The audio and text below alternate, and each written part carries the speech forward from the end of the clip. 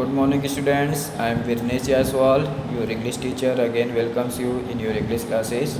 Today, I am going to teach you the fourth chapter of English literature, and the name of the chapter is Young Holmes. Okay, student. Students, do you know who is Holmes? You don't know. So, let's know something about Holmes. Holmes, the full name of Holmes was Sherlock Holmes, and he was a famous detective character who tried to find out things very easily by using his simple reasoning. वो एक बहुत ही प्रसिद्ध detective जासूस रहता है जो कि चीज़ों को अपनी तर्क शक्ति से बहुत जल्दी खोज लेता है और सही अंदाज लगाता है. Okay student, so first of all we will introduce about the characters of the story. So see here the main characters of the story is young Holmes, the famous detective Sherlock Holmes in youth age. यानी वही famous detective जो Sherlock Holmes हैं उनके youth age यानी युवावस्था की कहानी इसमें बताई गई है. एक छोटी सी कहानी. जॉन वॉटसन है new roommate of young Holmes. Holmes जहाँ रहते हैं यानी जिस हॉस्टल में रहते हैं उन हॉस्टल में एक नया लड़का आता है, उसी का नाम है John Watson. Now what is the story about. अब कहानी किसके बारे में है इसको हम जानते हैं. The story is about this story introduce us about the young age of famous detective Sherlock Holmes. जैसा कि मैंने पहले ही बताया कि शर्लॉक होम्स के युवावस्था की ये कहानी है. होम्स जो हैं वो एक फिक्सिशियस काल्पनिक पात्र हैं of Conan Doyle. Conan Doyle एक राइटर हैं, उन्होंने इनको अपनी कल्पनाओं में बनाया जो सभी समस्याओं का समाधान फटाफट कर देता है. एंड दिस कैरेक्टर यानी Holmes is based on a real man named as doctor Joseph Bell. Doctor Joseph Bell जो कि कैनन डोयल के साथ के एक सहकर्मी थे, उनको देखते हैं कि जोसेफ बेल बड़े ही आसानी से समस्याओं को सुलझा देते हैं, तो उन्हीं के देखते हुए उन्हीं के आधार पर उन्होंने शर्लॉक होम्स का एक कैरेक्टर बनाया जो कि उनके कहानियों में बड़ी से बड़ी जटिल से जटिल समस्याओं को सुलझा देता है. तो हम उन कहानियों के बारे में नहीं पढ़ेंगे, केवल उस छोटी सी उनके युवावस्था की कहानी को पढ़ेंगे जब वो हॉस्टल में रहते हैं और एक नया युवा उनके साथ आता है रहने के लिए. So see the story step by step. अब आप स्टोरी को स्टेप बाय स्टेप देखें.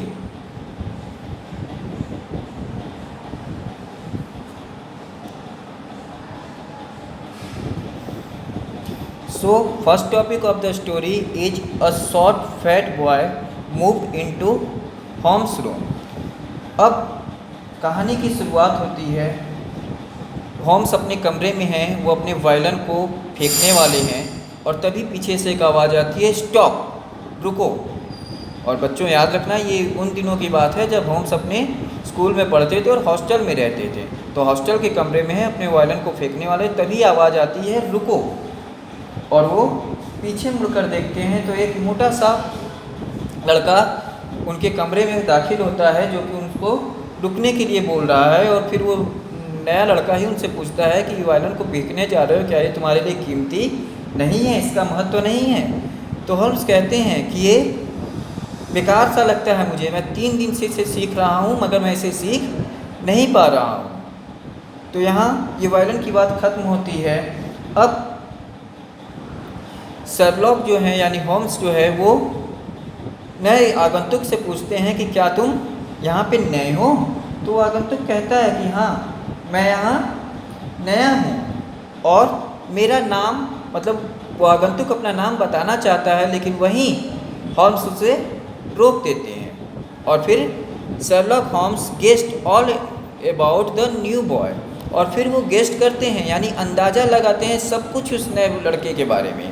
नए लड़के का नाम क्या है, नए लड़के के पिताजी क्या करते हैं, नए लड़का कहाँ से आया है, ये सब कुछ वो होम्स जो है अंदाज़ लगा लेते हैं और वो उसे बताते हैं कि रुको मैं खुद बताता हूँ, तुम्हारा नाम जिम वॉटसन है और तुम इंग्लैंड के नॉर्थ पार्ट से आए हो, तुम्हारे पिताजी एक डॉक्टर हैं और तुम ज़्यादातर समय लिखने में व्यतीत करते हो और साथ ही साथ तुम्हें कस्टर्ड का बहुत शौक है।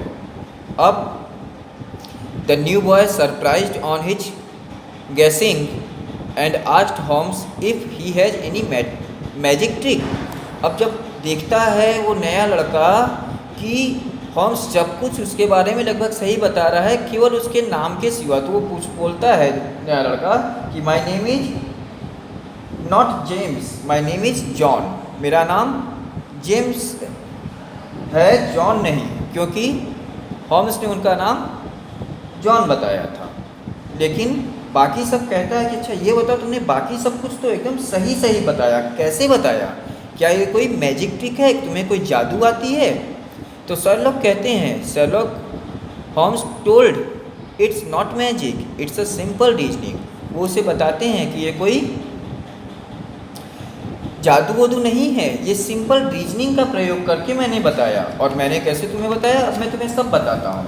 देखो सबसे पहले तुम्हारे नाम की बात है तो तुम्हारे नाम के टैग पे जो है वो लिखा हुआ था जे वॉटसन, तो मैंने जे से सबसे कॉमन नाम ले लिया जेम्स, जो कि गलत हो गया, तुम्हारा जॉन है।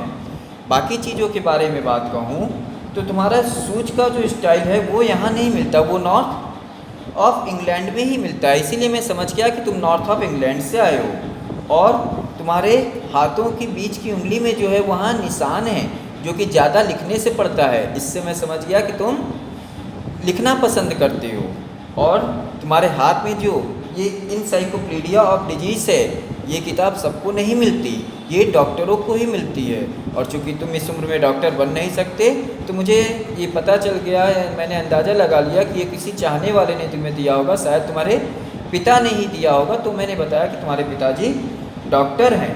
और रह गई कस्टर्ड की बात, तो तुम्हारे शर्ट के कॉलर पे अभी भी वो पीलापन पड़ा हुआ है जो कस्टर्ड के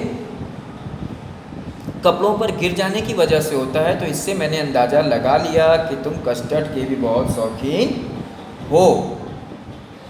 तो अब यहाँ उस छोटे बॉय को यानी उस नए लड़के को, आगंतुक को यानी जॉन को ये समझ में आता है कि वास्तव में तर्क शक्ति का प्रयोग करके बहुत कुछ जाना जा सकता है।